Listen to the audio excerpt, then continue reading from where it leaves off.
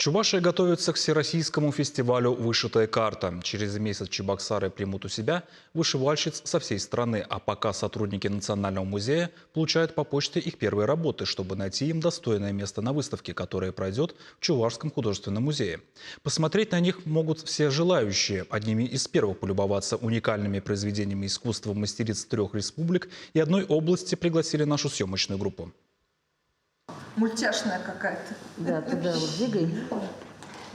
Девочки очень восхищались вот этими штучками, особенно они говорят, это для мастер-класса классная вещь, мы тоже такие напилим, продырим.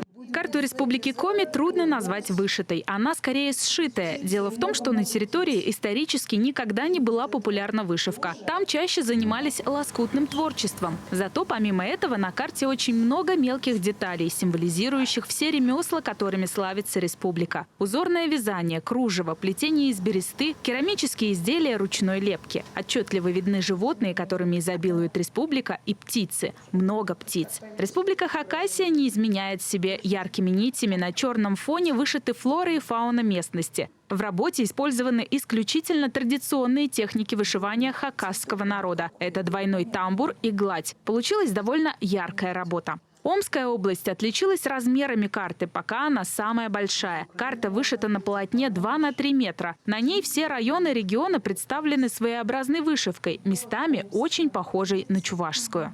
Ну, это роскошная карта, скажу я вам.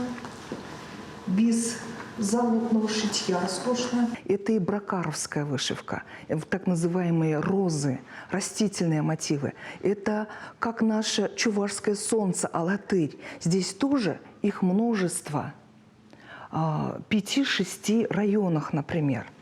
Здесь вышивка коренных народов. Мы видим вышивку с конем.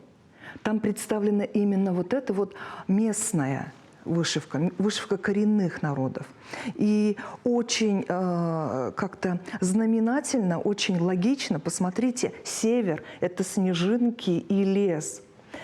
И цвета совсем выбиваются из всего этого алого красного, это голубые, синие и зеленые цвета. Впрочем, на полотне Омской области эксперты отыскали не только вышивку, но и мелкоузорное ткачество. Несмотря на свою пестроту и многообразие узоров, по мнению сотрудников Нацмузея, карта у амичей получилась очень гармоничной. В ней соединились самобытность сибирских традиций и связь поколений. Республика Адыгея тоже представила традиционную вышивку, исполненную на зеленом бархате. На общей вышитой карте страны маленькая республика Адыгея, что в Краснодарском крае, была представлена лишь одним вышитым яблоком, поскольку название ее столицы, Майкоп, дословно переводится как «долина яблок». На этот раз республика представила себя более широко на полотне метр на метр. Здесь мы видим и понимаем из-за этих вот символов, что тут выращивают кукурузу, пшеницу, из каких сосудов исторических пьют.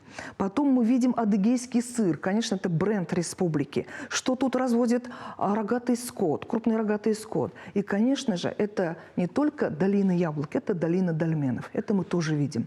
В ближайшее время сотрудники Чувашского национального музея ожидают прибытия вышитых карт с Камчатки и из Калининградской области. Стоит отметить, что присылают свои труды в Чувашию сейчас только те, кто не сможет приехать на фестиваль и представить свой регион лично. Это участники из десятка субъектов России. Представители еще почти 50 регионов прибудут в нашу республику на фестиваль вышитых карт, который пройдет в главном здании художественного музея 19 и 20 августа, где мастериц со всей страны ждет не только вдохновение народным творчеством, но и образовательная и культурная программы. Екатерина Храмкина, Диана Иванова, Андрей Шоклев. Вести, Чувашия.